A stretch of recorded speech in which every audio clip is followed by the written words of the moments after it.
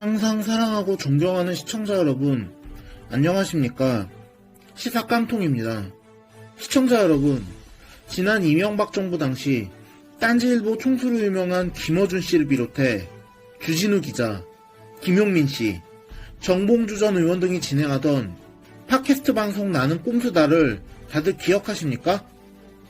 당시 유행하던 MBC의 주말 예능 프로그램인 나는 가수다에서 이름을 따왔던 이 팟캐스트 방송은 일명 낙꼼수라는 약칭으로 더 많이 불리며 당시 이명박 정부 말기로 가던 상황에서 많은 사람들이 애청하는 것으로도 유명했습니다. 이 방송을 계기로 해당 방송의 진행자들, 특히 김어준 씨와 주진우 기자는 진보 진영 내에서 엄청난 스피커로 성장했고 이후로도 계속해서 친민주당 스피커를 자처하고 정권에 대한 흑색 선전에 앞장섰습니다. 그리고 이 두 사람은 현재 KBS와 MBC, TBS 같은 제도권 방송사에도 진출하며 그야말로 문재인 정부에서 최고의 영향력을 행사하는 본인들로 자리매김하기에 이르렀습니다. 그런데 이런 낙꼼수 멤버들 간의 갈등 및 분열 양상이 매우 심상치 않습니다. 이 멤버 중 현재 평화나무라는 재단의 이사장으로 있는 김용민 씨가 22일 낙꼼수에서 탈퇴하겠다고 선언하면서 낙꼼수 멤버들이 서로 뿔뿔이 흩어질 조짐이 보이고 있기 때문입니다. 김 씨는 이날 자신의 유튜브 방송인 김용민 TV에 출연해서는 저에게는 매우 신상과 이력의 변동에 대해 여러분께 공개적으로 말씀드리고자 한다. 저는 오늘부로 낙꼼수 4인방 중 1인으로 불리는 걸 거부한다고. 대체 이들 사이에 무슨 일이 있었던 것인지 많은 사람들이 궁금해하고 있습니다.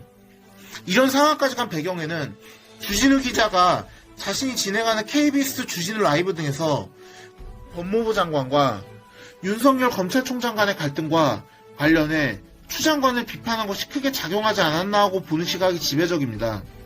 이 일로 주 기자는 소위 친검찰 기자로 낙인 찍히며 저쪽 진영에서 매장당할 위기에 처했는데요. 실제로 김 씨는 주 기자를 향해서 윤석열 검찰총장과의 관계를 밝히라고 요구하고 있는 상태이기도 합니다. 그런데 김 씨가 자신의 유튜브를 통해서 공개한 입장 표명을 보면 전 주 기자에게 공개적으로 질문하고 기다렸다.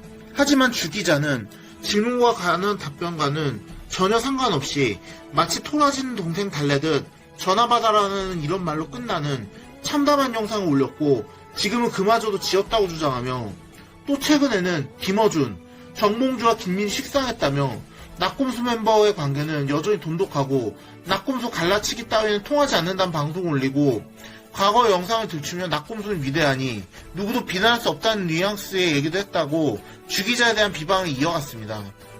그러면서 이를 참으로 부끄러운 장면이라고 평가한 김 씨는 제가 던진 질문을 넘어서 자신을 믿고 지지한 상당수의 시민의 질문에 대해서 주 기자가 성실한 답변을 하지 않고 뭉치는 한 전 낙꼼수 멤버가 아니다.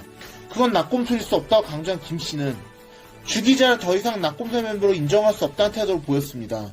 김 씨는 지난 3일에도 자신의 페이스북을 통해 적지 않은 분들이 갈라치기 하지 말라고 했지만 비교적 가까운 위치에서 그동안 주 씨의 행적과 발언을 볼 때 그를 윤석열 패밀리로 보는 게 합리적이란 뼈아픈 결론을 내리게 됐다고 주장하며 윤 총장이 강력한 검찰 후보로 거론되던 시절 정철 전 민주연구원장과 회동할 때 주 씨도 합석했다.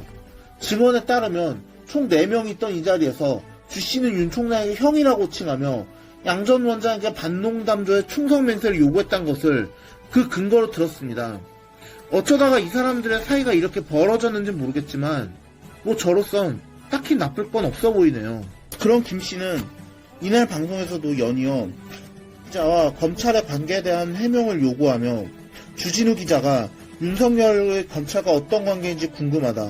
불성실하게 아니라고 해명했지만 여전히 윤석열과 관련한 선배 기자의 취재에 대해 주 기자가 왜 압력을 행사했는지 궁금하다고 주장했습니다. 또 김 씨는 여전히 저는 추미애 법무부 장관에게 일개 기자일 뿐인 주 기자가 왜 윤석열에게 불이익을 줬느냐 이렇게 참견했는지 궁금하다.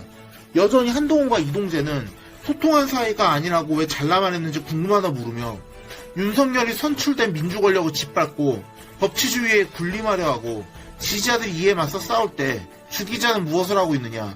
왜 이렇게 어정쩡하냐? 어떻게 이도저도 아닐 수 있느냐? 윤석열은 당신에게 어떤 존재라는 식으로 해당 영상을 마무리했는데요. 이쯤 되면 정말로 낙곰수 멤버들 간의 불화는 정말 갈 때까지 간 게 아닌가 하는 생각이 듭니다. 이에 대해 주 기자는 6일 자신의 유튜브에 올린 4분가량의 영상을 통해서 김씨가 제기한 윤 총장, 양정철 전 민주연구원장과의 만남에 대해서 그런 자리가 없었다고 부임하며 양정철에게 윤 총장을 소개시켜주고 충성맹세를 시켰다? 충성맹세, 건배, 존재하지 않는 장면, 존재하지 않는 말을 누가 보고 들었다는 것이냐고 따지면서 추 장관에게 수사지휘권 발동은 부당하다는 취지를 이야기했다는 의혹에 대해서도 명백한 허위사실이라고 일축하고 나섰습니다. 주 기자는 추 장관과는 올해 7월 초 경기도 모처에서 업무와는 전혀 무관한 일로 만났다. 분명 그 모임은 수사지휘권 발동 이전으로 그런 말이 나올 수 없다고 김씨가 정계적으로 제기한 의혹에 대해서 조목조목 반박하며 의혹에 대응했습니다. 주 기자는 그러면서도 신문지층을 향해 저도 검찰개혁을 적극적으로 지지한다. 검찰이 법치주의 망치고 있지 않느냐고 호소했지만 이미 한 번 떠난 버스를 되돌리긴 쉽지 않을 듯합니다. 김씨는 일단 26일 자신의 페이스북을 통해 자신의 코로나19 확진 소식을 전한 뒤 활동을 중단한 상태입니다. 김씨는 완치될 때까지 모든 활동을 중단하겠다며 치료의 만전을 기하고자 활동 재개 시점까지 SNS에 상가하겠다고 덧붙여 활동을 중단한 상태인데요. 이런 소위 대깨문들의 분열 양상이 최근 문재인 정부의 레임덕을 부추기고 있다는 평이 지배적입니다. 비단 낙곰수 멤버들 간의 갈등뿐 아니라 손혜원 전 의원과 조국소 촛불 집회를 주도했던 소위 개국분의 대표 이종원 씨도 서로 폭로전을 시작하면서 임기 말을 향해 가는 문재인 정부의 상황에 더욱 찬물 끼얹고 있는 상황입니다. 아마 이런 상황이 임기 말을 향해 가는 올해는 더 많이 나오면 나왔지 덜 나올 것 같지는 않습니다. 미쳤다고 누가 지금 끝을 향해 달려가는 문재인 정부를 끝까지 옹호할까요? 아마 대깨문의 핵심을 잃었던 사람들도 조만간 다들 새 권력을 잡는 사람에게 줄을 서거나 아니면 입을 싹 씻거나 할 것으로 보입니다. 이러한 이들의 갈등은 공교롭게도 문 대통령이 취임 후 최악의 지지율을 기록하자 표면화되기 시작했습니다. 모든 권력에는 끝이 있는 법. 문 대통령의 권력 역시 이제 1년여 후면 예외 없이 끝을 맺을 수밖에 없습니다. 그리고 그들은 그 남은 시간 동안 계속해서 서로 반목하고 물어뜯으며 정권이 바뀌더라도 자신만큼은 살아남기 위한 그런 악의 다툼을 계속해서 벌일 것입니다. 남은 기간 동안 얼마나 많은 대깨문이 정신을 차릴지 아니면 서로 받고 치고 싸우며 점점 줄어드는 권력을 두고 이른바 개싸움을 펼칠지는 아직 알 수 없지만 이런 개싸움을 정상적인 일반 국민들은 그저 재밌게 구경하면 될 것 같습니다. 오늘의 영상은 여기까지였습니다.